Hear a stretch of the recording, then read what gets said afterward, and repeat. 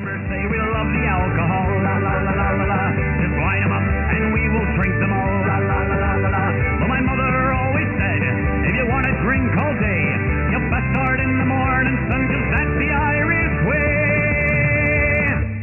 We don't get drunk, we get awesome, and every other mother will agree. We don't get drunk, we get awesome, so order up around for you and me. We don't get drunk, we get awesome, and every mother must agree. We don't get drunk, we get awesome, so order up around for you and me, and you and me, and you and me. Let there be whiskey. Hey, everybody. Welcome once again to Nerds with Alcohol. Are you Russ? All right. I'm Russ. And I'm Chris. I'm like, I was waiting It's been a long fucking day. All right. I'm Russ. That's Chris. We're Nerds with Alcohol. You think I'd have already been drinking a lot. So, it is 2:89 back here in the virtual nerd basement. Guys, hope you guys had a great we're getting nice couple of days. We're getting close to that 300 mark. We're getting really close. It's hey, Dawn's laughing at me. ACD. Yeah, it's just, I'm sorry. Strokes happen, and when you get old, you get senile and things like that. Yeah, it's beautiful. It was a beautiful day here in Detroit, thankfully. Last couple of days, I was out. Last 2 days or so have been nice. We had some pretty serious rain in some places around Detroit over the weekend, but it's been the temperature's been nice and it's been pleasant, thankfully. So. It was nice today. I actually got out and grilled tonight. Oh, that's cool. That's cool. God, I have a grill that I haven't used in like 2 seasons. I need to Dude. I know. It's like I love grilling, but it's also like, and I love cooking to some extent. I don't like to cook for myself or just for myself. And Stella doesn't really eat too many. I mean, she doesn't eat meat. So, and that's honestly most of the stuff that you grill, Dude, trust me. So Renee is also a vegetarian. So I understand what you got to do is you just got to learn how to grill some veggies. Tell you what, grilled asparagus is out of this fucking world. You grill it up right. I grill up those. I grill up peppers. I'll grill up onion steaks. I'll grill up all sorts of stuff. I'll even do occasionally. I've got a little grill. It's not really a wok, but it's a little thing that holds veggies basically. And I chop up a bunch of onions, peppers, mushrooms, things like that. Just put them all in there with some seasoning on them, and just grill those up. Absolutely fantastic. Yeah, I mean, grilled veggies definitely, have their place. That's for sure. If you're done right, they're fantastic. Oh yeah. Absolutely. But I don't know. I should. I definitely should use that grill more. My parents bought it for me, I think, when I moved into the house, or I haven't. Hasn't been that long, but it's a decent grill. It's not super expensive, but it's a decent grill. Mm-hmm. And, you want some recipes for some ideas for some good stuff? Just let me know. I can help you out with the grilled veggies portion. Oh. Fuck you, CD. That sounds grilled red onions great. And red peppers tonight with butcher box burgers and toasted buns, fresh cut ground cucumbers and tomatoes. Nice. I actually canceled my butcher box order. Although the steak I had tonight was actually a butcher box steak. They are not sponsors of the show, but I did actually have it, and it turned out really good. I finally learned how to use my searing grill. Or my searing portion of my grill. So very cool, man. I miss grilling though. I do. I miss it. So gonna have to. Less than 10 minutes, you can cook a 10-ounce steak. We using the searing grill because you use the searing grill 60 seconds each side, sears it, crisps it up, gets it nice and crusty on the outside. Then you put it on the grill. and it's like 3 to 4 minutes each side. Boom, medium rare, beautiful. For sure. What was I Oh, gonna grilled say? corn is fantastic, CD. I did grilled baked potatoes tonight too. Nice. So how was your What was I week? gonna say? It was crazy. I mean, more super crazy stuff. Lots of shit going on.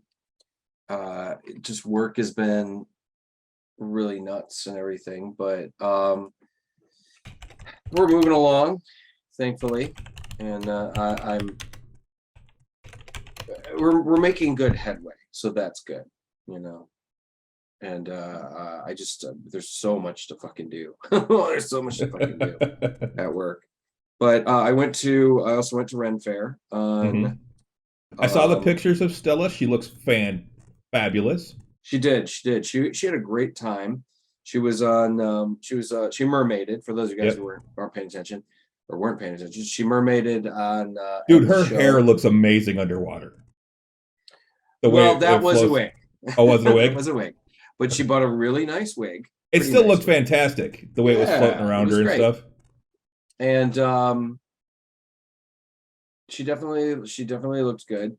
She had a lot of fun, and then apparently I didn't go on Sunday. I went on Saturday, and apparently on Sunday, like she did even better. Like she really tapped into that princess, kind of thing that she used to do, and the nerves were gone. What's that? The nerves were gone. Yeah, exactly. It got that first day jitters. Yeah.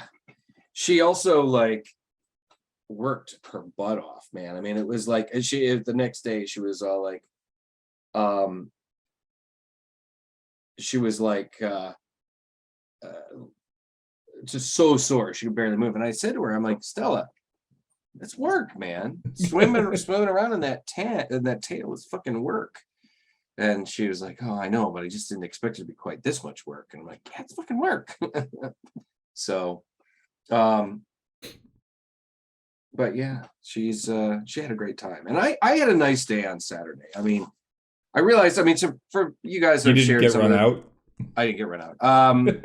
Like I said, I've shared some things with you guys here on the show and about about how my relationship with the Renaissance Festival has changed and how I'm no longer working there, and it is definitely difficult at times for me. But I had a nice day, and I think I had a year to basically process it. Back when I went last year, I was still kind of like wandering around, being like, "Holy shit, what the fuck happened?" And now it was like me walking around going, all right, now what? So, and it was kind of similar to when I stopped working security. It was like, okay, well, I'm now what? Because I was still doing makeup at the time, and I still did it for 3 years after 2.5 years after that. But I was still trying to figure out, okay, what could I do? So I worked at some booths, and then I developed Oliver Ogre, and so now it was just me kind of wandering around, reconnecting with old friends and seeing friends and stuff, and then going, all right, now what? And but I still had a great day. It was a very nice day. It didn't rain. Kind of pissed down on people here in the Detroit area, but yeah, off and on it rained all day. Yeah, which is surprising. Up there, they usually get the fucking storms. Yeah. Oh yeah. No, we usually, like a lot of times we get just kind of just pouring on, and then it becomes the Michigan Mud Fest. Yeah, but it was fine. It was just a little bit of sprinkling. It really wasn't a big deal. But it was like I said, it was a nice day, and it was good to see everybody and saw a lot of friends. I will say a few things though, and I will say too, it was a really nice opening day. It was busy but not crowded. A lot of times opening day tends to be kind of shitty. But it tends to be really slow. But this one was nice. It was a good opening, a good way to kind of lean it, into it. I didn't see a ton of like overfilled garbage cans and stuff like that. So, and yeah, no drama. In fact, I got to talk to you about this maybe later, but I got contacted by one of my friends from festival that would love to be on our show to promote some of the things going on at the fair. So, Okay. yeah, I think maybe next week if we can work it out so they can kind of promote Labor Day weekend. We'll see. As long as it's not anybody from the fair itself, and it's an entertainer or somebody like that is trying to bring stuff in. Well, it's people from cast, but they're the people that have been directly involved in the in like the changes, the storyline changes. So they're trying to make things. It's my friend Rick Smith, who I've known for 20 some odd years, and I guess he contacted me and he wanted to be like, hey, I'd love to maybe promote the changes that are going on here at the festival. And I went, okay. I mean, I don't mind supporting the artists and the entertainers. I don't want to support the actual festival. No, and I get you, and it's kind of somewhere in the middle because it is supporting the artists and entertainers that are working for the festival, but it's not necessarily, But it's actually the festival itself. Yeah, because it's we can talk later. Yeah, okay. So anyway, what else? And then just some really great some great new TV shows. And Sunday I had rehearsal for the show that I'm in, and yeah, it's pretty good. It's a nice weekend. Nice few days. What about you? Well, the weekend was nice. Went over to Renee and I had a family get together on Saturday. One of her uncles puts one on every year in August, and that whole side of the family gets together, and it was a good time. Go out to his place. He's way the hell out in BFE, St. Clair County, but he's got a little bit of property, and they play wiffle ball, and the kids play and stuff like that, and they had cornhole set up, and it was a good time. Got to see Pete and Rich from Tavern Nights, and of course we talked D&D for a good chunk. And actually, Rich's wife at one point got up and she's like, "You're talking that nerd stuff. I can't be involved," and just walked away. She's like, I can't be involved. You're talking nerd stuff. Yeah, because she doesn't. She's like, I'm not into that. So I just you're not involving me, and just walked away. Alrighty then. That's funny. But yeah, it was. But yeah, overall it was a good time. Some good food. Rain held off until just after we left. We saw the clouds coming in, saw the lightning even in the clouds off to the distance, and I looked at the radar and I'm like, yeah, you know what? I think now's a good time to go home. So we packed up our chairs and everything like that, and headed out. And about probably less than a mile from the house, we started hitting rain. Luckily, we actually missed the worst of the rain. Actually went south of us, I think, or west of us, where we were. It didn't seem to actually hit very, very much out there. We hit a lot of rain on the way home, but nothing crazy. And then by the time we got home, it was done. So right on. And then Sunday I just kind of chilled. And then other than that, yeah, we had our game Friday night, which was also awesome. Right, we had a great game. Gotta admit, the game was great. And that's the other thing too. Like, guys, if you guys really want to, let me to go back a little bit. If you guys want to check out what Stella did and what my friends on the mermaid in the mermaid troupe here at fair, I mean, check out Siren Tales on Instagram and whatnot, and you can see some of the pictures of Stella and some videos and some fun stuff that they did over the weekend. So it'd be really cool. They need the likes. How do you spell it? It is the SIREN. It's SYR, I believe. And see, that's why I'm saying you can't just say Siren Tales. You got to actually spell it out, man. Let me double check here.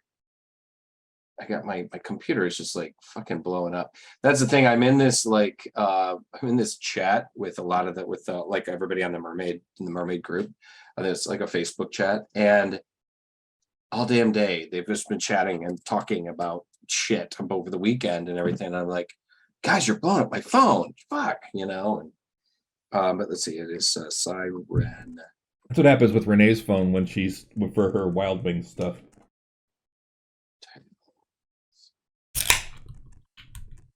That's not right. Hang on.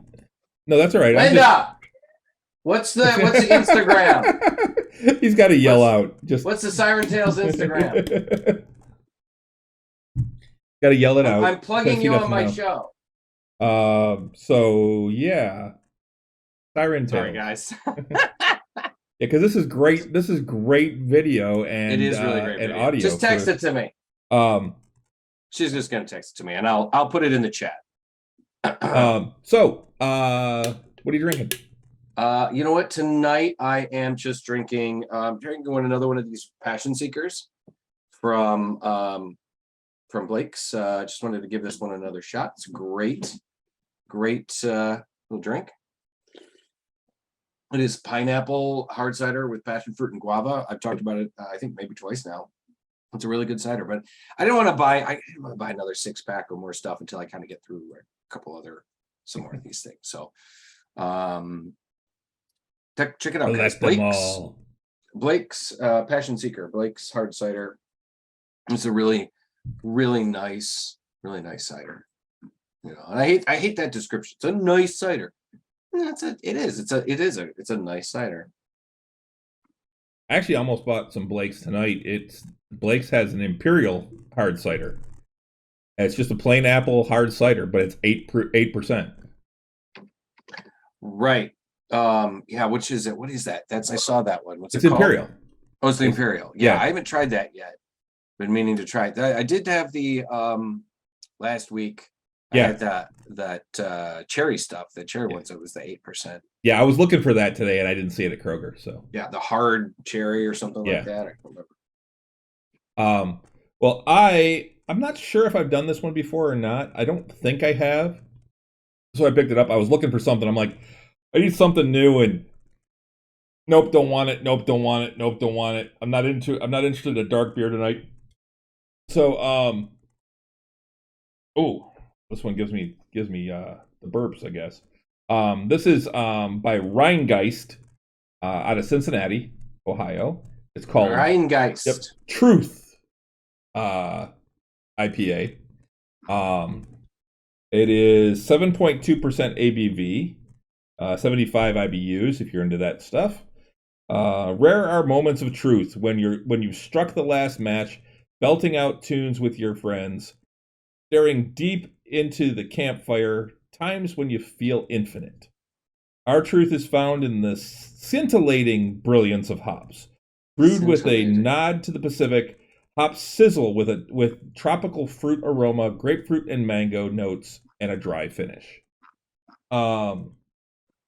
It's slightly hazy, not overly, but it's not super clear. It does have like the citrusy, grapefruity type of aroma. And then I'll take another sip here.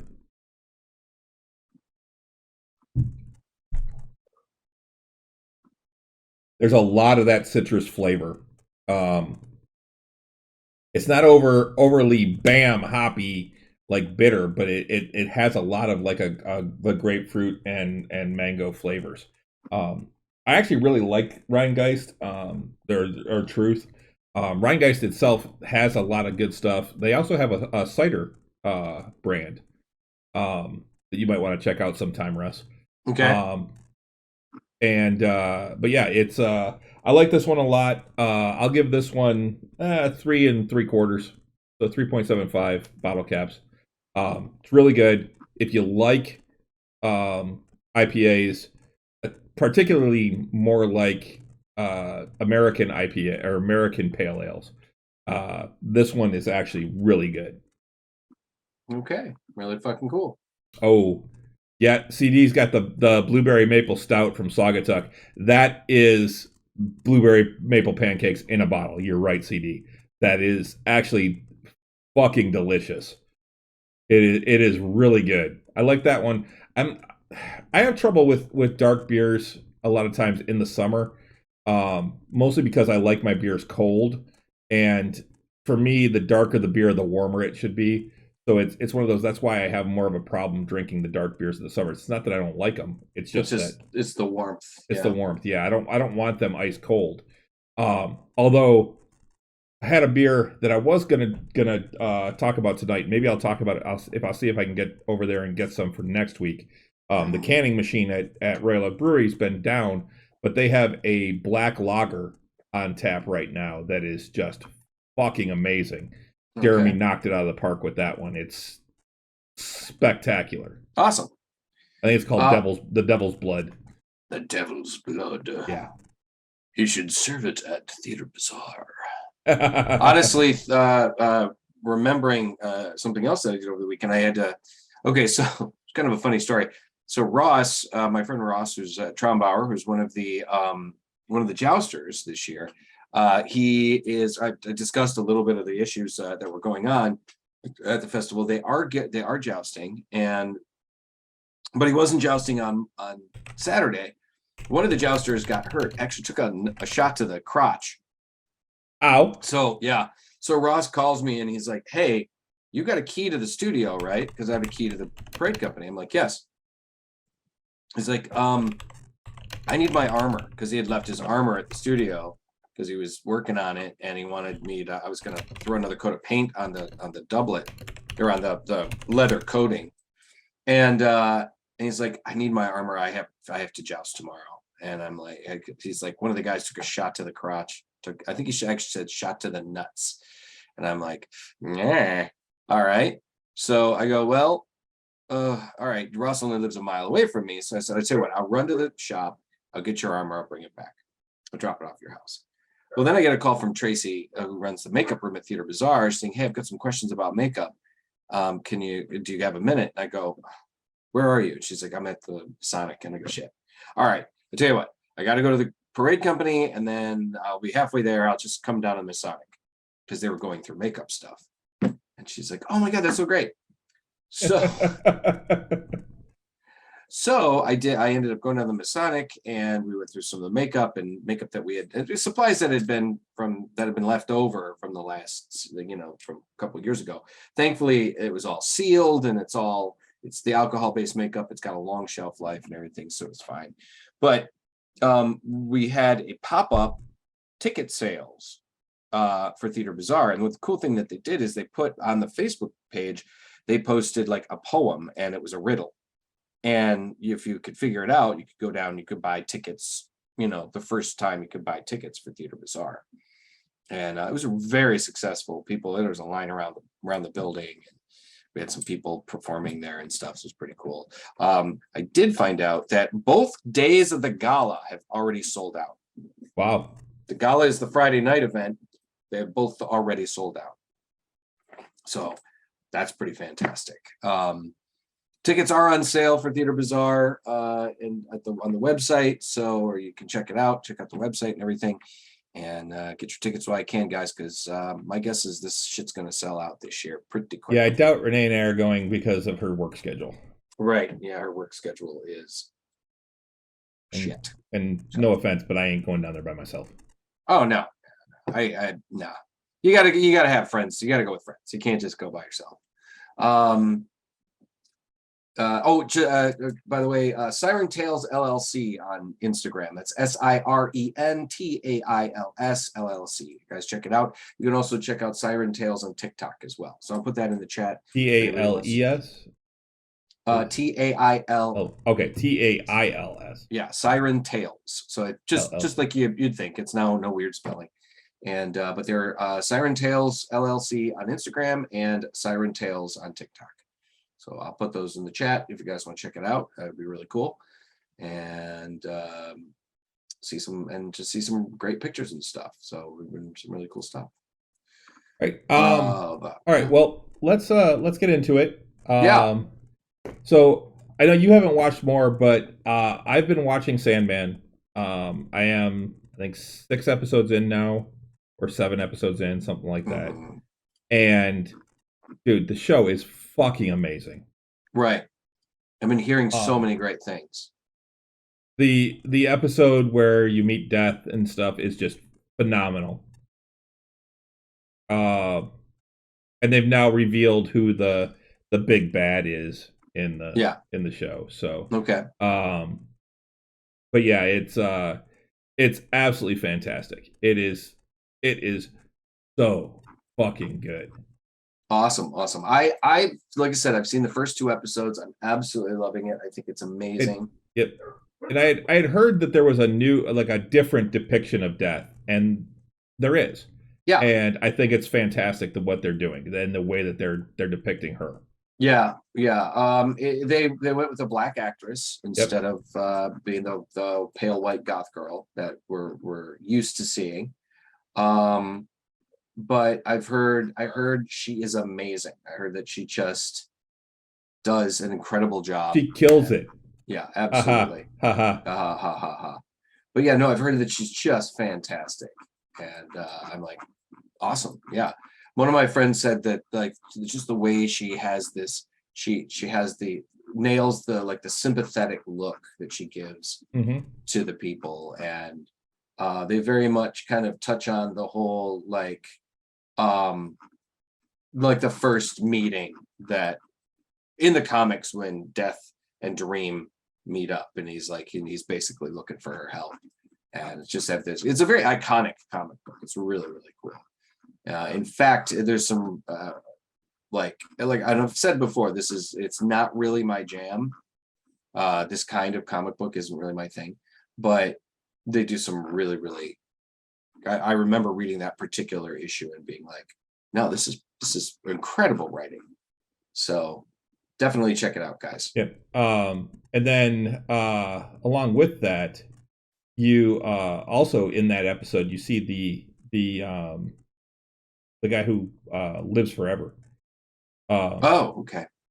Because basically Dream and Death are talking, and there's a guy that brags, it's like 60 or 1489 I think it is, and he brags that he's never going to die, and Dream and Death start talking, and they're talking about Dream says, nah, if he didn't die, he'd be begging for death within 100 years.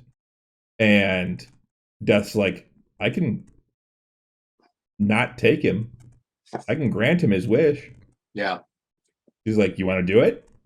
And he's like, and so they agree to it. So she basically agrees that, okay, he won't die. He also doesn't age. And Dream sets up and meets with him and says, all right, here's the deal.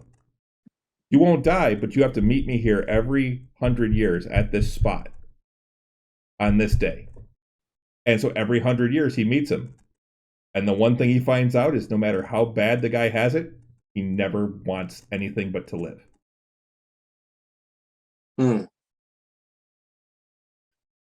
Okay. I mean, does he now see that's the question is, if you have eternal life, sure, but do you have eternal youth? And he does. does. Okay. That's but cool. The thing is that when he gets to when it's 1989 when they go to meet, it's actually hilarious when the guy gets out of his car and he's got the big brick cell phone and the Miami Vice look going, and Dream doesn't show up because he's still captured. Oh, right. At that point. So cool. It's actually a cool like little side story that they've got going. Which episode was that? That is 6, I think it is. It's the one with Death. All right, it's On Her Wings or something like that is the name of the episode. On Her Wings? Yeah. Okay. Definitely have to check that out. Yeah, it's actually it was a great episode. But yeah, I'm truly enjoying it. I know we got a bonus episode. They dropped an 11th episode. That's interesting that they did that, I haven't heard anything about it. I've been avoiding reading anything about it because I want to just kind of watch the show and then see what that is. Right. So I got like 4 more episodes, and then 7, 8, 9, 10, and then 11. So 5 episodes total. But yeah, I'm looking forward to it. And then that's Netflix. So the other thing I've got is that HBO Max, this new CEO is a fucking idiot, I think. Yeah, I'd have to agree. John Oliver basically made another joke this week about it. Like HBO Max, it's a garage sale where everything's going. And he's canceling more stuff. They have made an announcement that HBO Max will be gone as of middle of next year. Summer next year. By summer of next year, they will be launching their new streaming service, which will be a combination of HBO Max and Discovery Plus. They haven't really said what the name's going to be or what a logo will look like or anything like that. They've just said that that's what they're going to do. And this all came after they also announced that they were canceling and removing from HBO like 40 shows. Yeah, that is something that's really bothering me, honestly. Like just the fact that they're just removing all of these amazing shows that everybody was really, really looking forward to seeing. Yeah, and that's the thing. So one of the things that they said, I guess they put out a thing and they said Warner Brothers Discovery. This is from Discussing Film. Tweeted this out, and it's a picture that I think they got from HBO Discovery or Warner Brothers Discovery, and it says Warner Brothers Discovery highlight what they think the differences are between HBO Max and Discovery Plus. HBO Max, it has a male skew. Yeah, it's scripted shows. Okay. It's a lean in type of thing where you lean into the TV. It's appointment viewing. You want to go watch it. Right. And it's home of fandoms. Well, that's probably true. It's got, DC and Game of Thrones and things like that. Discovery Plus has a female skew. It's unscripted. It's a lean back type of. It's lean back shows. Okay. Comfort viewing. And it's home of genre domes. Like, I don't actually know anything that's on Discovery Plus, to be honest. Yeah, I'm not overly familiar with it, with what's on Discovery Plus. I mean, I haven't. I don't have it. So, well, that's interesting though. I mean, I just CD said Mythbusters. Yeah. Not anymore, I don't think. Mythbusters, isn't that over? Didn't they finish that? Well, they had the new crew, and then I think they actually I thought they stopped doing that too. A lot of shows about house remodeling for wives.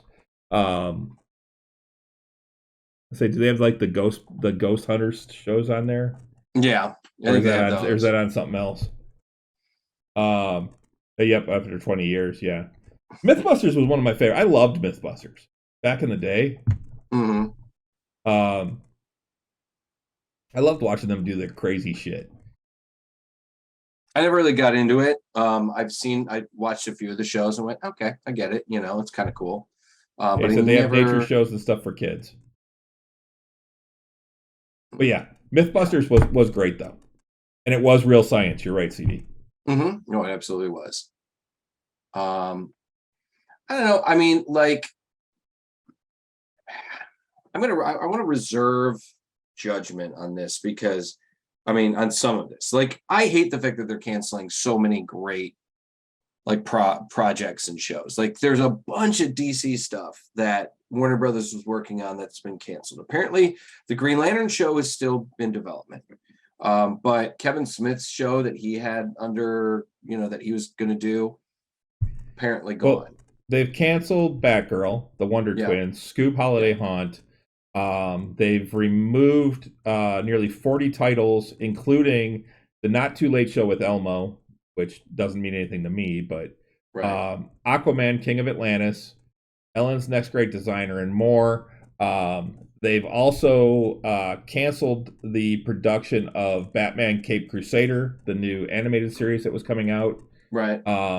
That was actually Bruce Timm, J.J. Abrams, and Matt Reeves were working on that.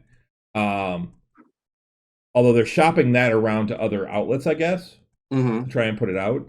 I heard something about I think Cartoon Network has already picked up something that got canceled. Oh, yeah. But one of the other things that they're talking about is that this new thing supposedly is going to have like live TV as well. The new HBO Discovery thing that's going to have live TV and with the options for no ads, limited ads, things like that. So I don't know, man. Like I said, I have hopes that they'll do a good job, but I'm kind of, I don't know, I'm kind of frustrated with what I've seen so far. I did see that Doom Patrol and Titans have both gotten new seasons, so at least that's one more good. season. At least one more season from them. Young Justice got canceled. There won't be a season 5 for that, which bums me out because that's really one of the best shows out there. It's one of the best. It is. It is easily one of the best animated shows for sure, and very much one of the best just shows. It's very well scripted. It looks great, and it's got some great representation in it too. Yeah, absolutely. Because I've been watching them, like particularly in Atlantis. Atlantis don't give a shit what your sexual orientation is. Oh no! It's they normal. showed they showed that like there was a polycule, obviously a polyamorous throuple. There was, there's plenty of gay characters. Yep, absolutely. And what's great about it is that no one makes a deal out of it. It's just that's normal. That's the way it is, which is what it should be in the world. Absolutely, that you're absolutely right. They don't make a big deal out of it. It's just that's just the way it is. And I was like, they had representation of, what was it? A kid with autism, because Rocket's son apparently is autism. Just some really, really great stuff. I was like, just really great representation. So it just made me sad, really sad when they were like, no, no more. And that's the thing. Apparently the show was on one of those, it didn't get multiples. The contract didn't have multiple seasons. It didn't sign on for multiple. They signed, it was like per season is how it got, because it got the initial season 3 got put on DC Universe. And then when Warner Brothers and, when everybody sold and they joined up with HBO, then the HBO Max gave them one more season. So they never said, we're going to give you 5 seasons or a couple more seasons. They just said, we'll give you one. We'll give you another one. And it really bums me out though, that they're just shit canning it already. I don't know. But hopefully we'll see some good stuff. I think they're still going to be turning out decent shit. That's the other thing. If this Discovery Plus HBO Max combination is still good, if it still has all the good HBO shit, I'll keep it. It's HBO Max has got a huge amount of stuff that content that's just solid. Well, they're also getting rid of the 45 days to HBO theatrical release thing. So it was 45 days after theatrical release, they would have the movie on HBO. So they're getting rid of that as well, and they're going to do it as we'll decide when it comes to HBO on a per film basis. Okay. So it's going back to the old ways. Right. I don't know. I'm like, when it comes to the whole, I like going to the theater. So I like the fact that you can still see these movies are going to the theater still, I'm fine with that, but I'm also fine with releasing stuff straight to, we've always had straight to video. Right. I'm fine with straight to streaming. The streaming budgets have gone up. I'm like, I'll watch a $90 million streaming movie. Yeah. Oh, absolutely. I definitely do that. You know, and that's one of the things that was so frustrating about Batgirl getting canceled. That's the thing. Most back in the day, most of the movies that got direct to DVD, releases were not $90 million. Yeah. They were $10 million, if that, Yeah. maybe, maybe $5 million. These were slow, very low budget movies that, I mean, some of them might have had a little bit higher budget than 5 or 10, particularly if it was some direct to DVD, like sequel. Like it was a sequel to a popular movie, but they were like, we're not gonna. Maybe it was a mid-tier movie. They were like, we're gonna make a sequel, and the sequels kind of sucked, so it got sent to the, So they still, they still made them and stuff. But like I said, they were mainly lower budget movies, and $90 million, that's a lot. Yeah. Like, holy shit. And like Ghost Hand said, they literally deleted Batgirl footage from their servers. This feels genuinely petty. Yeah. Like, apparently the directors don't have a copy of the film, or they don't have, like, they said, I read a headline saying that they do hope to see it eventually, I'm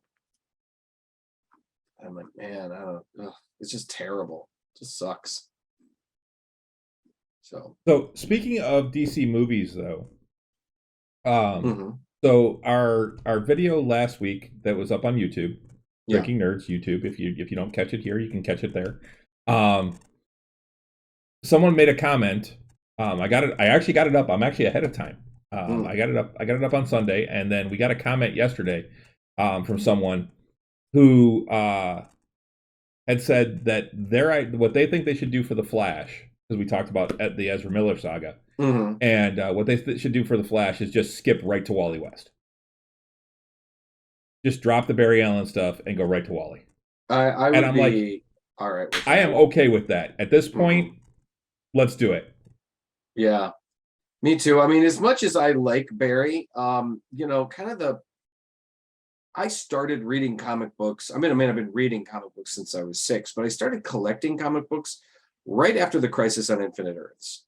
So, and Barry Allen died in the Crisis on Infinite Earths. So I was always the Flash that I'm the most familiar with over the last 40 years or whatever, or 35 years, was Wally West. He was the one that took over for Barry. He became the Flash of, like, my favorite generation of the Justice League, or at least until the more current one. And yeah, it was like, so I'm totally fine with them just having Wally as the Flash in the movies like that, Yeah, I definitely think that they should. And this is one of those weird places, because we're not that far apart in age.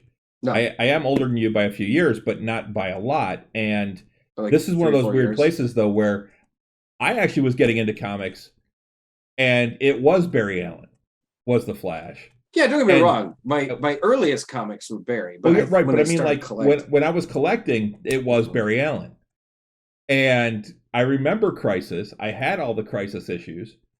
And I remember when all of that shit happened, the death of Supergirl, and I didn't remember Barry dying. That one didn't stick with me. Maybe I just he dies in issue 10, I think it is. Okay. I remember the death of Supergirl, but I didn't remember, because that was a big cover and everything. Issue 7, I think. Yeah. But yeah, I mean, that's just one of those weird things, because there are certain things that I know you could be 2 years apart from somebody, and there's different memories of certain things. Like a certain show, like I watched a show with someone 2 years younger than me didn't, because it was just that little gap. Right. But yeah, overall, I'm perfectly fine with them just dropping Barry Allen and moving right on to Wally. Yeah, I think probably that'd be totally fine. I mean, I think it'd be that's the smart thing to do, honestly, because Ezra Miller has proven to be a complete and total whack job. And I mean, hopefully he'll get the help he needs, but I think he's tainted the films now, where he's tainted. Everybody is going to have a tough time. They're just going to see him. They're going to see the thing. They're going to think about the crazy shit that he has been doing. I think it's probably best that they just go, you know what? Maybe we should move on, you know? Yep. Well, Ghost Hand said it's kind of like him with them with Green Lantern. First exposure was Justice League animated with Jon Stewart, and John was literally my default Green Lantern. Mm-hmm. And still my favorite. For me, it was Hal Jordan. Hal was Green Lantern when I was collecting. Oh, for sure. And like I said, don't I hated get Guy. Yeah, I never liked Guy. Guys, I loved when Batman punched him. The one punch. The one punch. Oh my God. I remember reading that and I was like, I was a kid, you know, it was like, this was the Justice League that was right after Legends, because you had the Crisis on Infinite Earths, which redefined the DC universe. The multiverse. And then the multiverse. And then Legends was the miniseries that came after that kind of helped consolidate and redefine some of the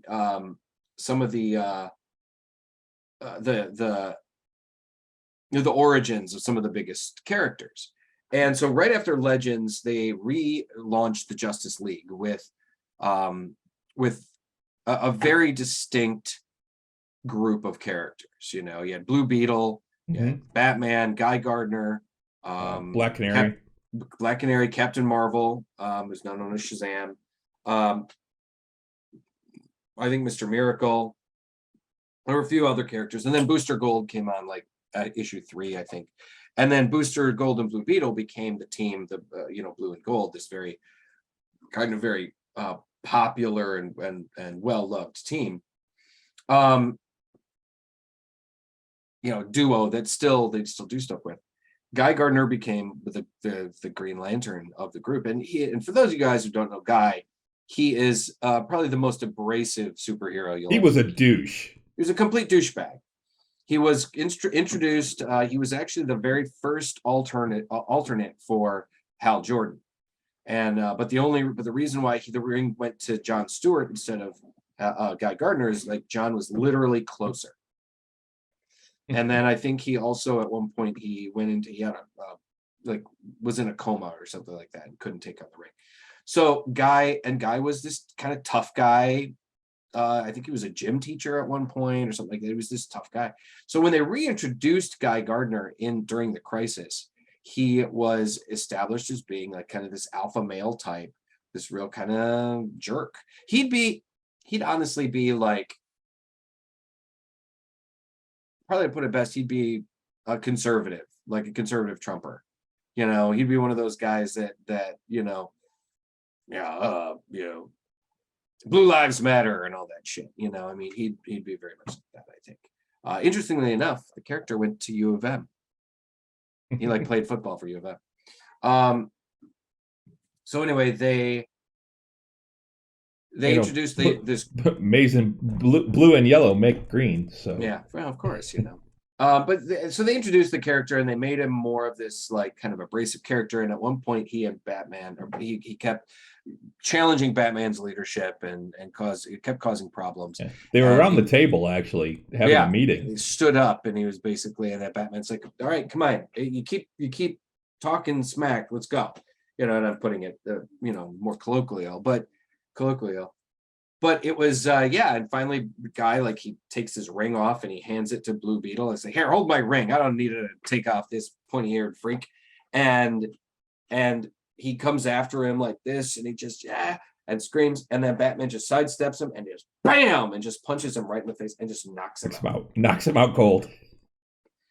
And I remember reading this going, "Oh man, that was really cool," because I didn't like Guy. I mean, he was a jerk, exactly. And I'm like 13 years old, and I'm like, oh, pretty cool. And you see like Blue Beetle and Booster Gold just losing their minds laughing, and they're just like one punch. Well, actually, I don't think Blue Beetle was there because he came in later because later he No. was like one punch and I missed it. No. He did.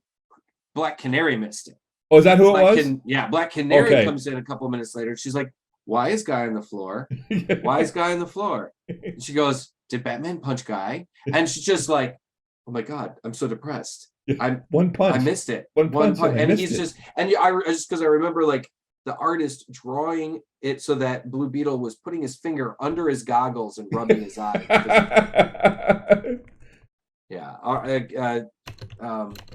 James DeMatteis was the writer, or DeMatteis, and Keith Geffen was the art. I think no, Geffen was the writer, and James DeMatteis was the artist, and or DeMatteis, and it was, I mean, it's just such a memorable group of characters. The late '80s Justice League, and really a fantastic group. If you guys ever want to check out a really fun, they really what happened? Is he dead? Yeah. I just pulled it up. They were able to really do a great mixture of humor with action and a lot of heart, and a lot of people feel that section of the Justice League history is some of the most memorable because it was just so different and interesting. Martian Manhunter and Black Canary walked in. Martian Manhunter, that's who it was too. Yeah, he was the other guy. Why how I could forget the Martian Manhunter? I mean, Jesus. He's not dead, Canary. Just unconscious, extremely unconscious. Yeah. And then the funny thing is then trying to find his ring because it had rolled underneath the thing, whatever, which is stupid because he could have just summoned it to his finger. He crawls underneath the counter of the computer or whatever, and smacks his head, the back of his head, and it causes a dramatic and amazing like personality shift. So he goes from being alpha male, like tough guy, to being kind of milquetoast. He goes to being like this kind of wuss. And it's just this really funny kind of shift in character. Eventually he goes back to being who he was, but it was really hilarious. So yeah, Justice League number 5 from September 1987. Yep. Some of the, God damn, it was some great stuff. Great stuff. I loved that era of the Justice League. It's some of my oldest comics, and it's some of my most valuable, actually, are those books. And speaking of comics, I have a feeling this is something that you've got in your list of things to talk about, is that Marvel made a big announcement today or yesterday, which is about the Fantastic Four. Yeah, they're getting a new writer. Well, they're launching a new series. Right. Yeah, they're going to be relaunching the series in, I think, November. Yeah. And they're saying this is probably going to give us a glimpse as to what we're going to see in the MCU. Okay. That wouldn't surprise me. I mean, cool. It gives them a year to get the foundation laid out.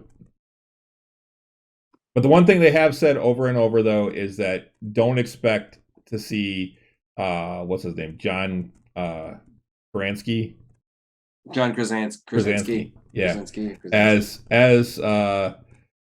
Reed Richards, Mr. Fantastic. Yeah, Mr. Fantastic, because that was fan service and just fan service for Doctor Strange. Personally, I think he'd be great. Well, I think he'd be fantastic, but he's got other things going on too. I mean, they're doing another season of Jack Ryan, and I think he's got a couple other things going on too. But personally, I think he was fantastic as Mr. Fantastic. Oh yeah, he really was. It was a great cameo. I remember going, like, grabbing the seat and just going, "Oh my God!" You know, they were like, I mean, so, could this be him? You know? Yeah. So with that, though, I mean, now we can get into the whole speculation of, all right, well, who are they going to cast? Because I haven't seen anything on who they're casting for what role.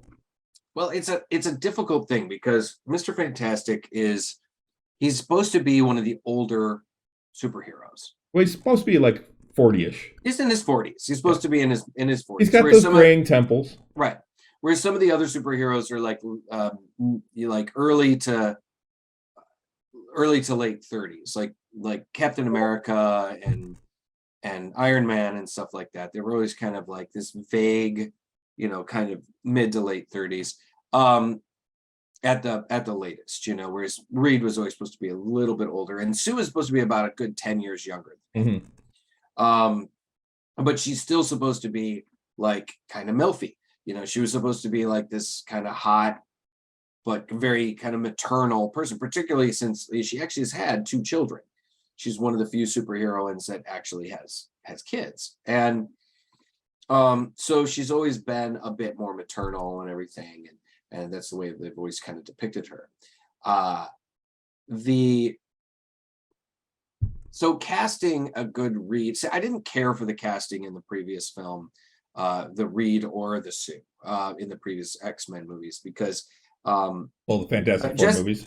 Yeah, excuse me, Fantastic Four movies, because Jessica Alba, although I've always liked Jessica Alba, I think she skewed a little too young. I didn't like her for Sue, but I actually didn't have a problem with what's his name? It's Ian Griffith or something. Yeah, Griffith, very Welsh actor. I had no problem with him as Reed.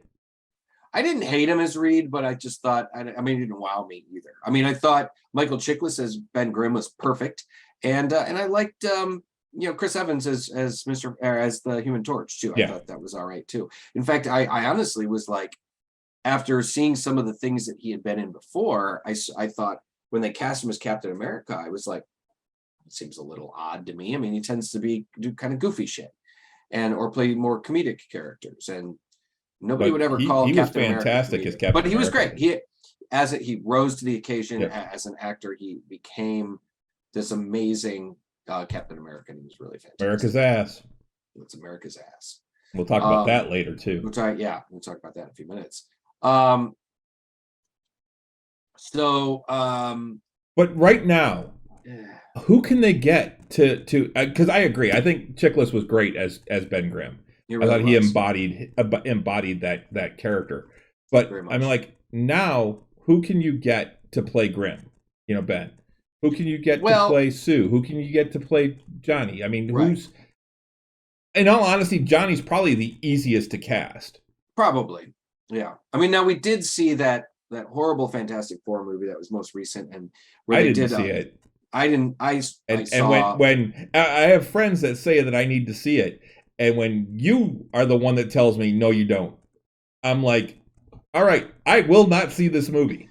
Normally, I'm like, yeah, we got to see the bad stuff so we can appreciate the good stuff. But this movie was so absolutely terrible. I'm like, no, you don't need to watch it. It's really bad. It's the worst depiction of the Fantastic Four that I've ever seen. It was just so bad, and you don't need to watch it.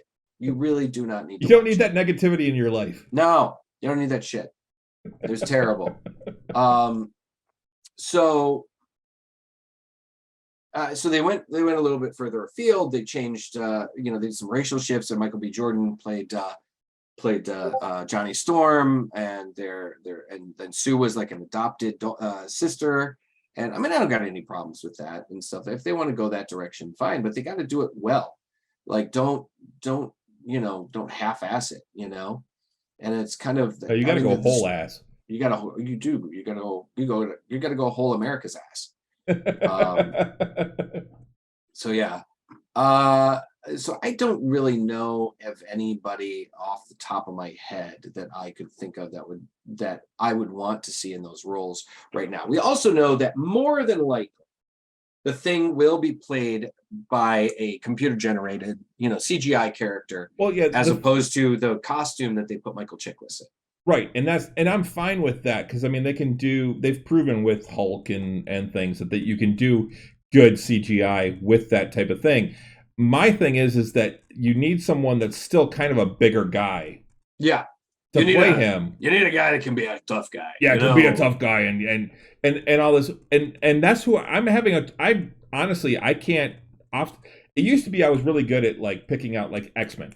I'm like, back in the 90s when all the speculation about X-Men movies and stuff like that Yeah. was coming, me and my buddies would sit around and speculate on who, our ultimate dream team of, the, at the time, like $100 million movie, because in the 90s that was that was also something we'd see in Wizard magazine a lot too. Yeah. They would do casting call, and it was I didn't collect Wizard, so I didn't really read that, but we would sit around, and the only one we got right was Professor X. Professor X, because I mean, who else to play him than Patrick Stewart?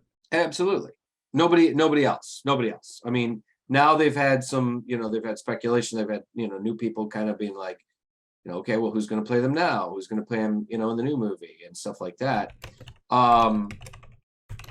It's in these new movies. So now they're trying to figure that out, and I just don't know. I don't know. I don't have a good idea for who could play these roles. I'd have to kind of look. I'd have to like really give it some thought. So guys, if you're watching later, then let us know what you guys think, or who you guys think would be a good casting for these these roles, because I'm kind of at a loss. Let us know. Maybe we can Chris and I, we can kind of put our heads together and try and figure out, a good listing, and we can maybe talk about it next week and see if we can make it. We could even make it something kind of a regular thing where we're like, hey, who would we cast in? Well, we got to start talking about X-Men again pretty soon too, because they're going to be coming. Exactly. Who's going to play Cyclops? Who's going to play Storm and Colossus and all this? The big one right now is the one that seems to be fishing for a role, is the role of Professor Xavier, and it's Giancarlo Esposito. Now, all right. So I saw that somewhere, and I was kind of like, oof, I think I like that. I think I like it. At first I was like, nah. And the more I think about it, though, I'm like, if he shaves his head, yeah, I could get behind it, because it's got to shave his head. My thing, though, is that he's always a fucking villain. Right. Quite often, yes. No, dude, always. The dude's become the villain. Well, more often than not. I think I've seen over the years, I've seen him play not necessarily a bad guy. Sometimes I've seen him play like kind of those morally ambiguous dudes. But where? Well, he played a role in Once Upon a Time. He actually played the Evil Queen's mirror. Yeah, I heard he was a mirror there. I haven't seen. I never saw Once Upon a Time. But I mean, Revolution. He was a bad guy. Revolution. He was a bad guy. Absolutely, he was a bad guy on Better Call Saul and of course Breaking Bad, which I haven't seen those, but he's a bad guy in The Boys. Bad guy in The Boys. He's a bad guy in the latest Far Cry video game. Yeah, the Far Cry 6. He's a bad guy in Mandalorian. Right. I mean, he has become the quintessential bad guy, and he does it well. He really does it well. He is really well, really good at it. So I think he'd be great as Professor X. It's just, you're right, it would be a bit of a departure, shall we say. To be fair. Sorry, CD just posted on the Discord channel. Oh, Ghost Hand's in there too. Hey, Ghost, I didn't have the page up, so I didn't really much. But no, on the Discord channel, CD just was talking about some stuff that he's watching, like Letterkenny and stuff like that, and he just posted the "to be fair." To be fair. So yeah, I'm dueling. Yeah, you are. Dual chatting. Yeah. Such a mess. So, well, speaking of CGI characters, shall we get into She-Hulk? You want to get into She-Hulk now? Let's get into She-Hulk. We can get into She-Hulk. Okay. I had heard that people had seen the first 4 episodes, so I was curious as to how. I thought they were going to drop more than 1 episode. Right. I thought we were going to get more than 1. We only got 1. Mm-hmm. And yes, CD, Letterkenny is a very quotable show. It's all dialogue. Much. It is a dialogue-driven show. It's fucking amazing. I can't wait for the next season. Absolutely. Put some clothes on. Not my forte. Not my forte. um. Anyway, She-Hulk was just as an overall, I think, fantastic. Absolutely. It was funny. Mhm. It was entertaining. Yes. Overall, it was very funny. It was very funny. I really was entertained a great deal by the relationship between Bruce and Jennifer. Yes. Bruce and Jen. They had a very obvious familial relationship. They're cousins. They've known each other, all their lives. I think Bruce is older, but they are. I don't think he's that much older. They've obviously. I think they'd spent summers together and stuff like that. If you look at the lore in the comics, and I love that they were going on a trip together. And now I've heard criticism about how it was too simple of how she got her powers, how she got gamma poisoned. That what, just a little bit of blood of his blood drips into her wound. Now in the comic books, she had received a blood transfusion from him. She had been shot by a transfusion, right? Right. She'd been shot by a hitman that was going after her father, and Bruce performed a blood transfusion. Now people were like, well, that blah blah blah. Now they established in the Incredible Hulk, the one with Edward Norton, that that Bruce Banner's blood is very dangerous. That it can poison somebody. It can turn them into a gamma mutate if their DNA is appropriate. Otherwise, it could just hurt them a lot, And so that's why he always cleaned it. If he cut himself, he'd run and clean it up, and it's like, oh my god. So Bruce, knowing the problems that happen with being a Hulk, I don't think he would have voluntarily given her a blood transfusion if he could have avoided it, Mhm. So I think they had to, he would probably have rather seen his cousin die than go through the shit that he's had to go through, not knowing what she'd turn into. I mean, not even knowing if it would kill her. Right. If he knew that she was going to be the way she is, he'd be like, oh yeah, for sure. But he not knowing, it's like, no, man, that's like, it's a, she's dead either way. Who knows, So instead they had to make it an accident. His blood dripped into her open wound. She-Hulk. So I thought that made a lot of sense. I thought she looked great personally. I think we talked about this before. A lot of the complaints that people were having about how she looked, a lot of people felt that it stemmed from the idea that we have to, or that people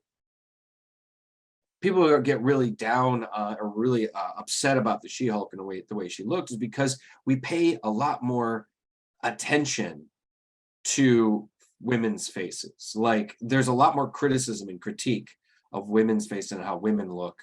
The Hulk, he's got stubble and he's got lines on his face, and that stuff they're able to add on and to make it look more realistic. Whereas if they did that for She-Hulk, she'd immediately look older, or they would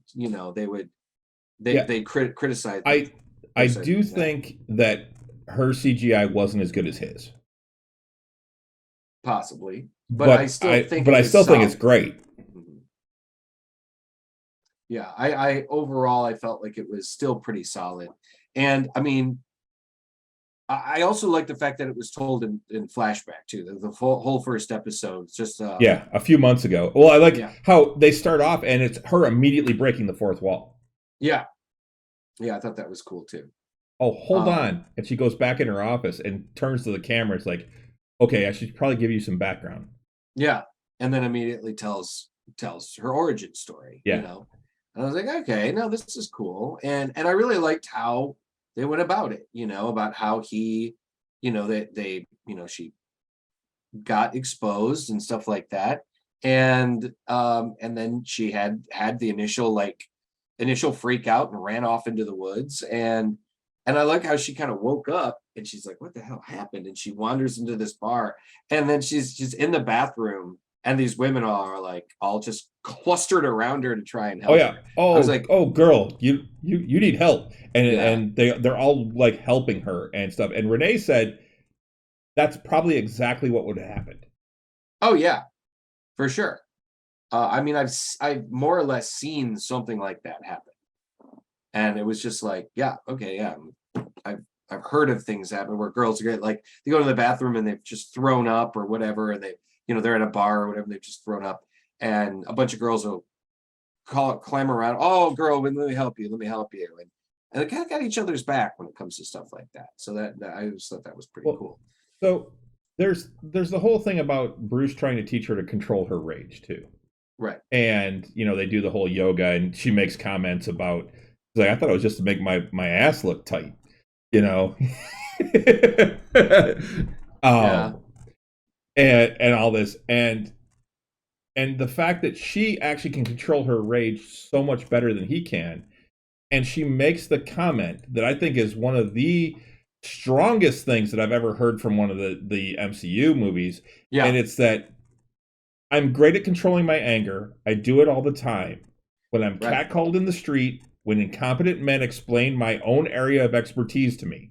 Right. Yeah. I do When it she pretty gets much every day, mansplained, because yeah. if I don't, I will get called emotional or difficult, or might just literally get murdered. Right. So I'm an expert at controlling my anger because I do it infinitely more than you. I thought that was brilliant. I thought it was too. It really speaks to the strength of the character and what we could see in this character. And that's not just that, it's what women have to go through every fucking day. Every day. Every day. I mean, in many cases, I mean, Jennifer Walters is a better Hulk than Bruce Banner is. Mm-hmm. Like, I mean, when he finally gets her to transform, and he's like, whoa, whoa, whoa, okay, calm down, take a deep breath. And she's, why are you talking to me like I'm a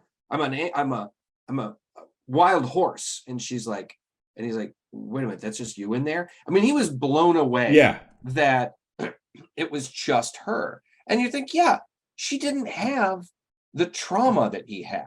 He didn't have an abusive father that killed his mother in front of him, like, because that's what Bruce went through. Bruce's father was incredibly abusive and did beat Bruce's mother to death in front of him when he was a child. Bruce he's got dissociative identity disorder, or what used to be called multiple personalities. So, and that's what the Hulk was. And so when we see him in this show as Smart Hulk, as they call it, that's him it's him coming to peace with his making peace with his personalities and being the best Hulk he could be. And Jennifer started out that way. Now, in the comics, like I think I've talked about this before, in the comics, we see Jennifer's transformations change later in life. In her career as a superhero, her transformations change because of trauma she experiences during her superhero life. So it is still something that they have to deal with, and she has to have to consider it, because apparently gamma radiated mutates are their transformations are dependent upon or affected by physical and emotional trauma. And so made a lot of sense. That was really fucking cool. I actually really liked also the fact that, I mean, they explained why Bruce's arm was healed. It was her. It was the research and the things he figured out from her gamma exposure. Things like that. Well, and just that whole thing with the lab and all that stuff, and down in Mexico, and he's like, yeah, Tony built it for me, and like him talking about him and Tony's relationship. That was really cool too. Seeing that kind of thing. I didn't think they were going to go into that. I mean, how they built the bar. I mean, well, really, I built it, but Tony was there. Tony sat around and drank. Yeah. Or like when she rips the door off and chucks it into the wall, he's like, that's like $1 million worth of damage. Worth of damage right there. Yeah. Yeah, that was cool too. I mean, there was just some really, really great stuff. And well, starting off with the training, and she's sleeping, and you see, they showed it in the previews, but you just see in like slow mo this air horn come over and sit there, and then whap. Yeah, and she just changes. It's like, and breaks the bed. And yeah, was that necessary for comedy? Yes, yeah. But then it shows him like building the bed, and they're like reinforcing. He's like, you got to buy reinforced furniture, and and the whole thing. Well, who's your best friend? Well, Nikki, is it? No, spandex. Spandex is your best friend. I like that's fucking smart. It was funny at one point, like, when she does do the initial transformation, Stella was like, well, how come her clothes didn't rip? And I go, because she's wearing oversized clothes. She's wearing like a big t-shirt and a big pair of shorts. Because in all honesty, She-Hulk, although she is very tall and a very, very big woman, she's 6'7". Yeah. But she's a taller, very, which is about 2 inches taller than me. Right. Which is considered, considered a very tall person, let alone a very tall woman. Still not inhumanly tall though. Like the Hulk is like 7'2" or more, so he's ridiculously tall. So that's Bruce one of the reasons why comparatively Bruce is taller than Jen is. Yeah. So I mean, Jen is 5'1". Right. When she doesn't transform. Right. She's pretty short actually. I think it is 5'1" or 5'3" or something in there. I mean, I don't know. How tall is Tatiana Maslany? 5'1". Okay, so she's actually 5'1". Yeah. I think in the comics, Jen's actually more like 5'3", but I'd have to look it up. But still, she grows like a foot and a half, and transforms into this huge figure. But at the same time, she doesn't transform to the point where she's larger than clothes she could buy. Right. She might have to go to a specialty store. But whereas the Hulk is so large, you'd have to buy clothes that are specially made for. Well, it's because he gets massive too. I mean, he doesn't just grow up; he grows out. Right, exactly.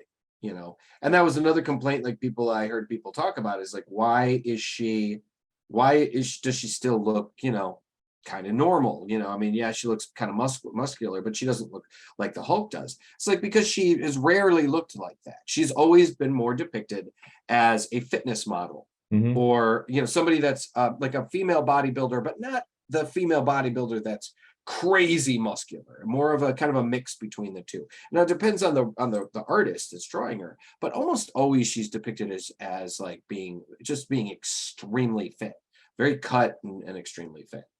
So the idea of making her look like a female bodybuilder, like a heavy duty like heavyweight female bodybuilder. It's never been the case. She's never supposed to look like that. Excuse me. She hadn't looked like that until most recently. She looked like that for about a year, maybe year and a half, maybe 4 months ago.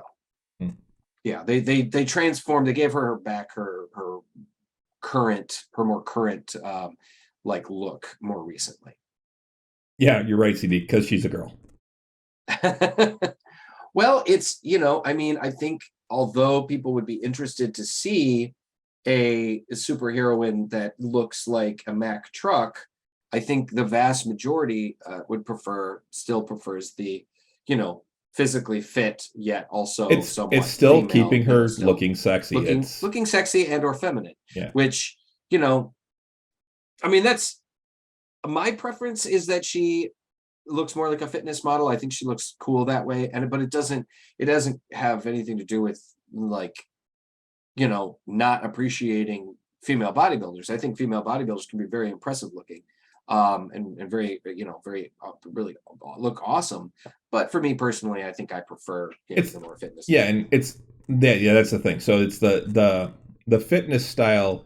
Being fit is one thing, being huge, like what was it, Zap?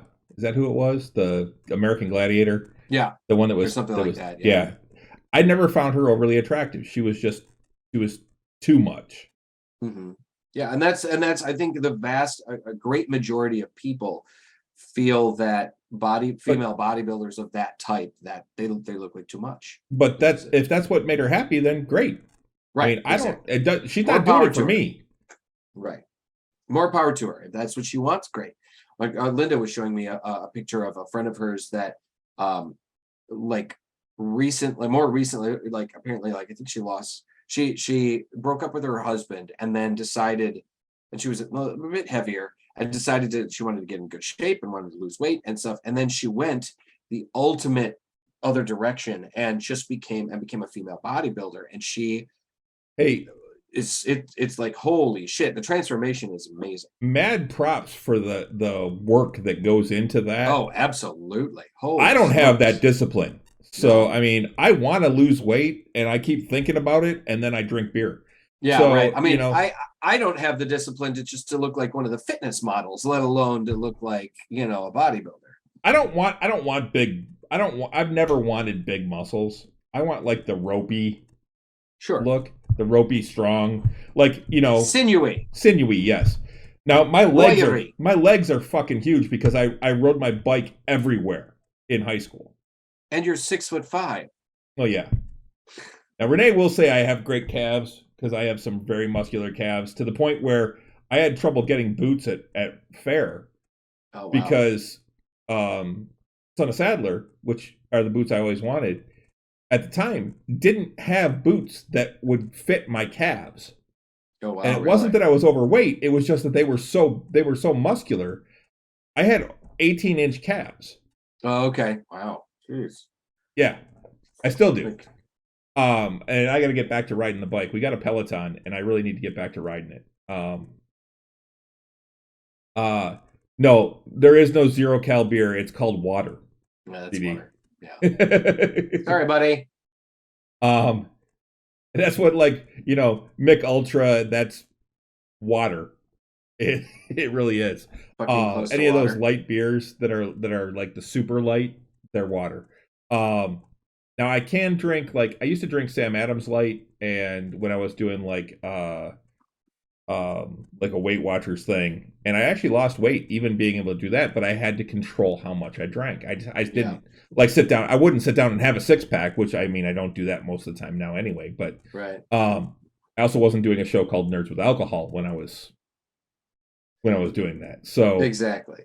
But I mean, if I wanted to, I mean, granted, it was 20 years ago now, or no, 15 years ago now, or a little over 10, no, just over 10 years ago. I lost 60 pounds in 6 months. I remember that. Yeah. Yeah. I looked great. I went from 283 to 226. That's 60 pounds, man. That's going to be substantial for anybody. Yeah. Renee saw pictures and she said I was too skinny. Oh, for God's sake. Of course you'd say that. But I've never wanted to look like a bodybuilder, but I've always wanted to be.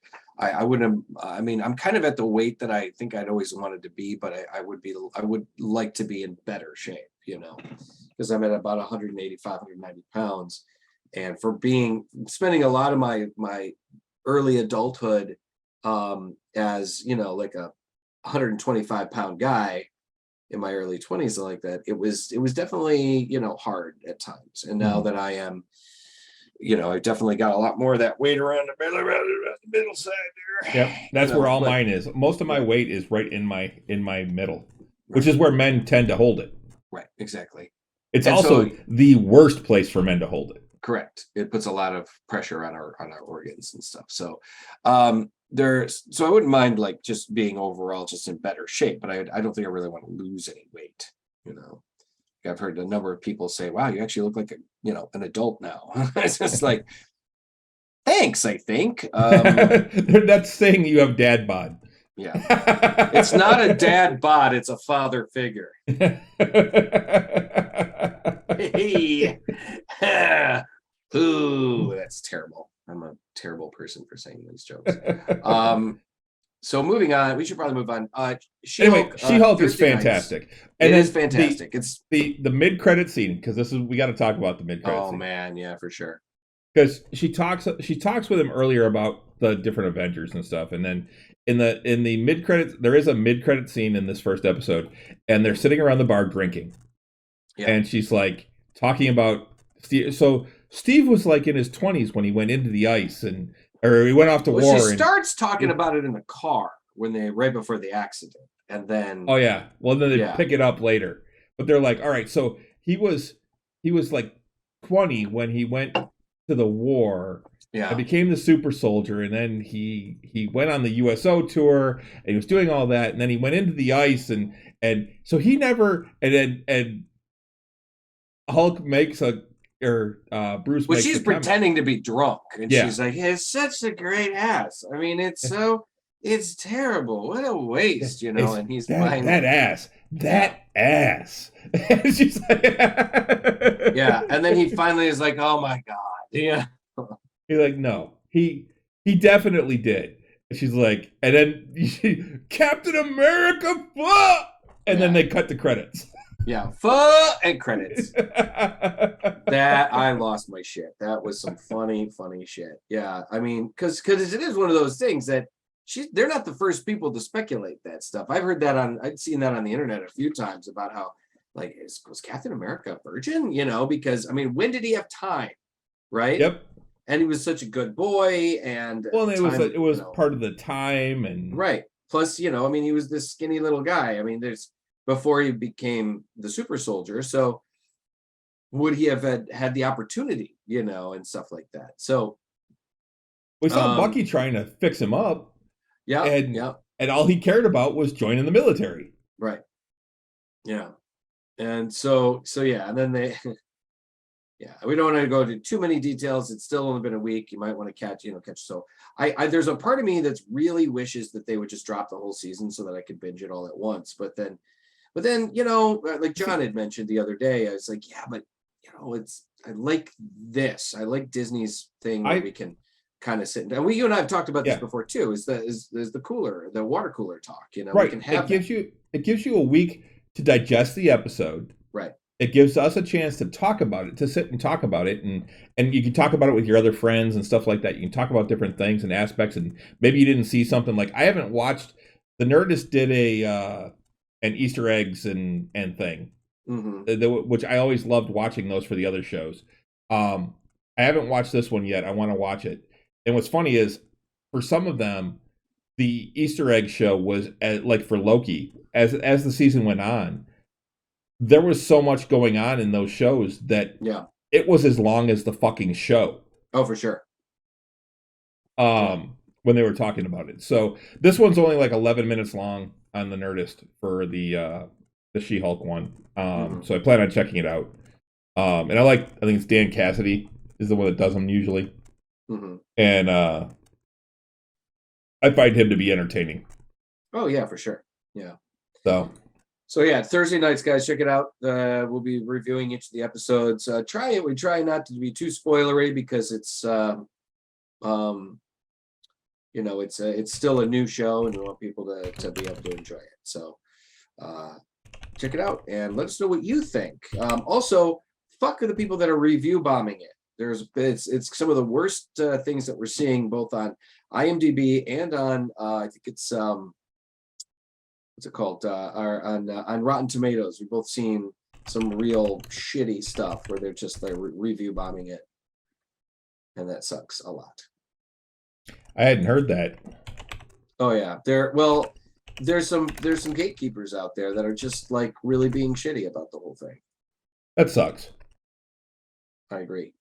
Well, right now there's an average tomato meter of 85% and an average audience score of 71%.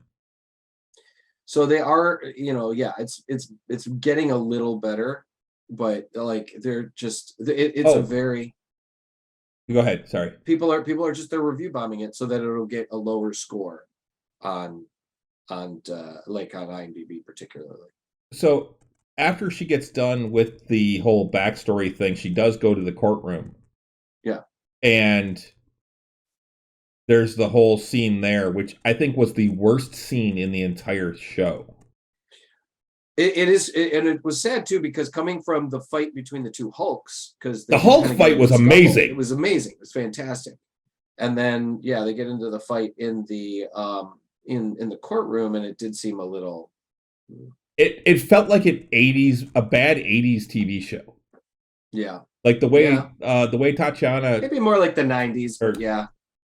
The way Titania shot across the room with her foot out. I mean, that was very like out of the 80s or out of a Power Rangers show. Yeah. It's actually it is pronounced Titania. Titania. Yeah.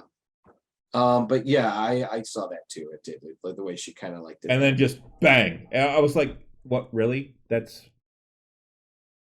I am excited to see what Jamila Jamil what she brings to that role, because it's a different kind of casting. I did like the fact that her friend Nikki knows who she is, knows that she's She-Hulk, and she's like, "You got to do your thing. You got to do your thing." And she's like, "I like this outfit."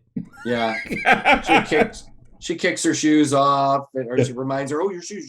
She kicks her shoes off.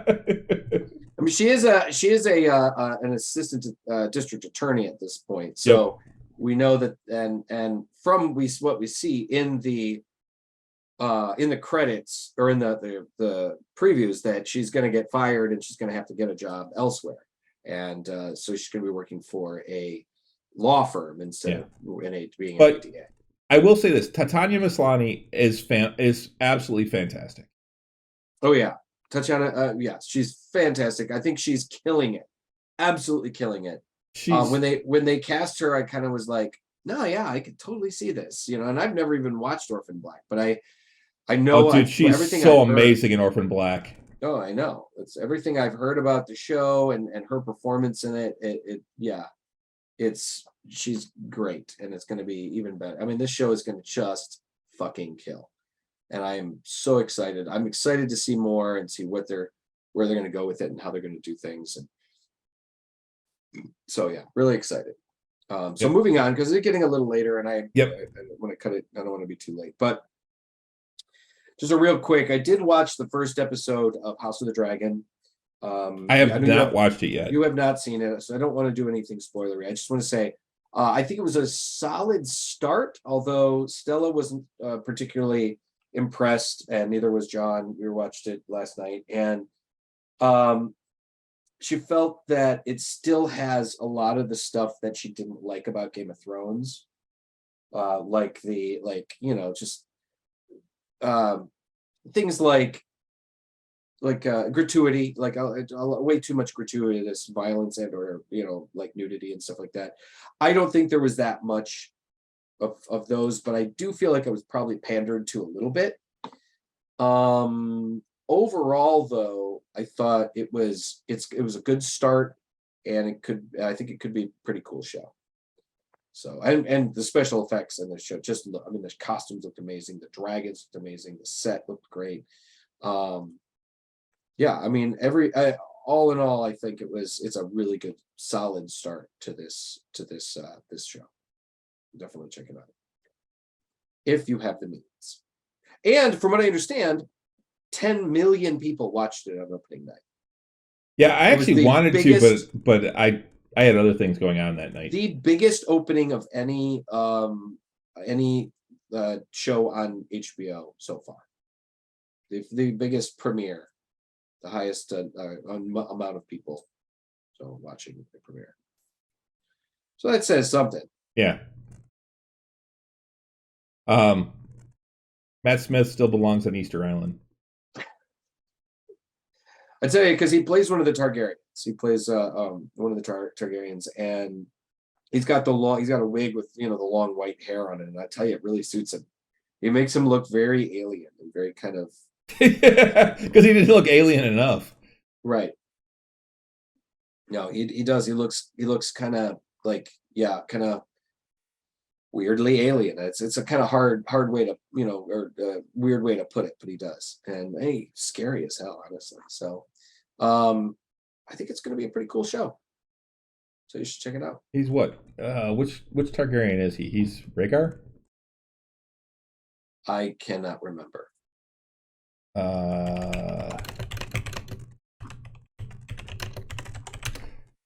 don't remember who he is. Daemon Targaryen. It's Daemon Targaryen. That's right. It's Rhaenyra is Emma Darcy. Yeah, he's the he's the king's brother. Yeah. And then we got the king's daughter and stuff. So again, I don't want to get into too much because I know you haven't seen it, and I know you want to you do not like spoilers. So, but I do feel it was a solid show. It was a good start, and and that's the other thing too. Sometimes we see a dramatic improvement from the pilot to the second episode, and I think that we may see that. We may see some further improvement in the next episode. Yeah, I'm looking forward to seeing it. I probably won't see it until after it'll probably be Monday before I can watch it, and then I'll be able to watch the first 2 episodes. Right. Because I am going to a curling camp this weekend, so I will be a little busy. And I'm not watching it on my little phone. A curling camp? Is that what you said? Yes. All right. It's like a curling boot camp type thing where we're going to be doing like all sorts of drills and learning how to be better curlers. Okay. That sounds like that right up your alley, so to speak. Well, it does. Every person I know that has gone to this this particular camp has significantly improved the following season. All right. Well, that's cool. So I'm hoping it helps me because I could use some improvement. I have a body paint gig in Saginaw that I have to do, and then then I've got rehearsal. I will actually not be at the Ren Fair this weekend. Most probably going 1 or 2 other days on Labor Day weekend though.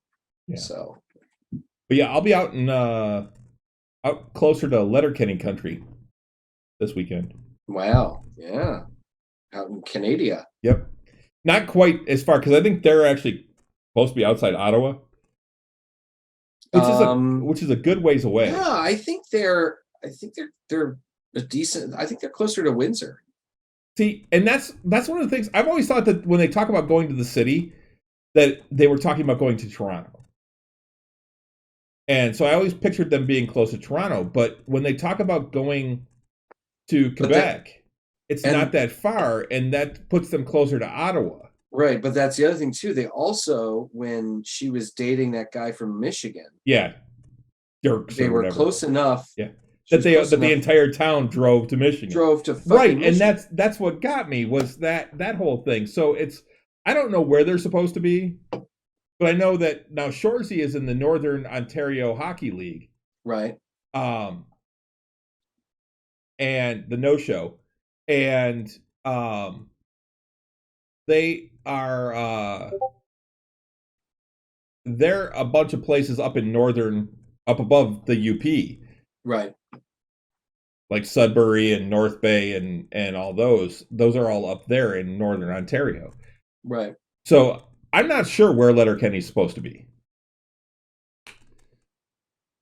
I'm not completely certain either, but like I said, just doing the math, I mean, they got to be somewhat close to Michigan, to the. And that's what I was. That's what I was. It could be guessing. The Blue Water Bridge. It could be, I think I have a feeling it's more Blue Water and up that way than down by Windsor. I still think the city that they go to is Toronto. Yeah, unless they are. I mean, Toronto's not that far from Detroit. I mean, 4 hours. Yeah, but still, I mean, it's not 8 hours, No. But still, it is. I mean, unless they're way the fuck up at that very fucking top, and they're just going across the bridge, or they're going across the border through, from the UP. But I still think that's pretty unlikely. It seemed to me that it was more, You know what? Letterkenny actually is a place in Ontario. Yeah. It's a real place. And yeah, it's actually closer to Ottawa than Toronto. It's actually close to the border. Okay, yeah, the North Bay's there. Yeah. Yeah, it's like a good 3 hours from Toronto. Northeast. So that's where Letterkenny is. So yeah, Letterkenny, to get to Michigan, Letterkenny is like 6 hours. Jesus. Matter of fact, let's see. Directions from here. It would be 6 hours and 46 minutes from here to Letterkenny.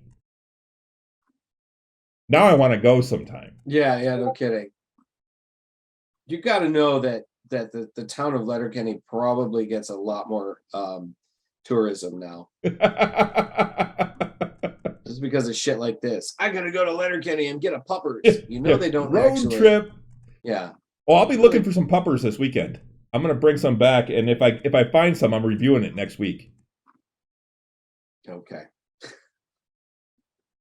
Dude, they made them for a long time. Did make some? That's a real beer. They were making it for a while, and then they stopped, and then they brought it back. Yeah. No, I remember hearing about it. They actually did make it they made a small bit, like some Canadian, I think some Canadian brewery made like a small batch of it. Yeah, I'll be hitting the LCBOs while I'm up there. The what? LCBO. It's the Liquor Control Bureau Ontario or something like that. Okay. It's their liquor stores. All the liquor stores in Ontario, well, in Canada, I believe, are run by the government. Oh yeah. No, I know that. What's funny is one of the ones, like there's one that's kind of close to our hotel, and it's right next door I saw is a dispensary. All right, that's funny. Why not? Yep. So I think in Canada, dispensaries were like, I think in parts of Canada wasn't weed legal or a certain amount of it. It's been legal in Canada longer than it's been legal here. Oh, for sure, yeah. I think it was also legal in Canada or in Alaska too. It's also legal nationally in Canada. Right. Yeah. Federally, it is. Yeah, as opposed to our state. Our government needs to get the fuck off their ass and legalize it here. Absolutely. And you and I aren't even big weed guys, No, but I still think it needs to be legalized. It was one of the things that Biden ran on, and he needs to get off his fucking old ass and fucking sign that shit in. Absolutely. It needs to happen. Because I think ultimately it would benefit everybody. We've talked about this before. We're definitely, even though we're not big smokers or weed guys, that we're still in a great deal of support. Yep. And all the negatives about weed are based on fucking lies. Oh yeah, absolutely they are. So, yep. All right. Well, we should wrap things up. Yep. Guys, thanks for joining us tonight on this lovely Tuesday night. We're here every Tuesday night at 8:00. Be sure to tell all your friends about us, and then and come check us out. We've got 74 followers right now. We'd really like to get up to 100 before the year is out. So if we can get that, you can tell us about it. Thanks again. I'd like to hit 10 subscribers too. That's just 10. Just 10. That would be good number. I think we're at 6 right now. Ghost Hand and CD. Thanks for joining us. Wing Scoop, always there. Auntie Dawn. Auntie Dawn. Guys, you can find us. You can download us and stream us at all the places you can find quality podcasting. We are on the Google Play Store. We're on iTunes. We're on Stitcher, Spotify. We're on iHeartRadio, radio.com, Odyssey app, all the places. Guys, check us out. You can also download and stream our shows at nerdswithalcoholshow.com. And you can find us on... Man, I got something in my eye. You can find us on most of the social medias. We are on Facebook, Nerds with Alcohol Show. We are on Instagram, Drinking Nerds, although we haven't been on there much. We need to get back to that. And then we are on Twitter, at Drinking Nerds. We're actually fast approaching 40,000 downloads. Wow, that's amazing. We're at 37,000 already. I mean, our downloads are this week they've kind of tapered off a little. We're only at 147 this week, but yeah, we've got 1,800 this month. That's great, man. That's really great. So yeah, I mean we're doing all right on the actual podcast, but we need to get more people interested in watching us on Tuesday nights. I mean, what else you got to do on a Tuesday night? There's no Monday Night Football. Yeah. There's Wednesday's hockey rivalry night on NBC Sports. So, hang out and nerd out with us on Tuesday. Do it. Nerd out with us. Yeah. Tell your friends, tell your family, tell anyone who will listen. Stand on the street corners. Yes, fantasy football is coming, CD. I am still looking for one person for my fantasy football league. I know better than to ask you, Russ, because you don't do the sports ball. Dude, I'm just gonna I'd screw the all the statistics. I mean, like I'd be like, yeah, that's fine, sounds fine. I don't Yeah, actually that's the thing. In 2 weeks, the day after Labor Day, we will be dark. So we have next week and then we will have a week off. That's right. Because that is my annual draft. So I actually do my fantasy football draft that night. So we will not be here on September 6th. But it's good to take a break every once in a while. Yep. Russ draft top player each draft. Round and have players for each role you may win. Okay. I wish I had two drafts, CD. I'm only in one football league that I have. What I really want to do is I want to do an auction draft because I think that would be a lot of fun. But I'm not going to switch my league to an auction draft right now. I think those are a lot of fun. You basically get a certain amount of money to start, and then you bid on players. So you can actually get any player you want as long as you're willing to pay for them, and you have the money in your budget. All right. Yeah, Renee actually almost won last year, and it was her first year ever doing fantasy football, and she doesn't pay attention to football. So, all right. She had a little bit of help, but for the most part, it was her. So, I've heard that if you do an auction draft, you'll never want to do a regular draft again. Okay. But anyway, so I think on that note. Until next time. Sláinte. Oh, that was pretty good. We were pretty much right on the note too. In right. sync. All right. Have a good weekend, everybody, or a good week, everybody. Good night.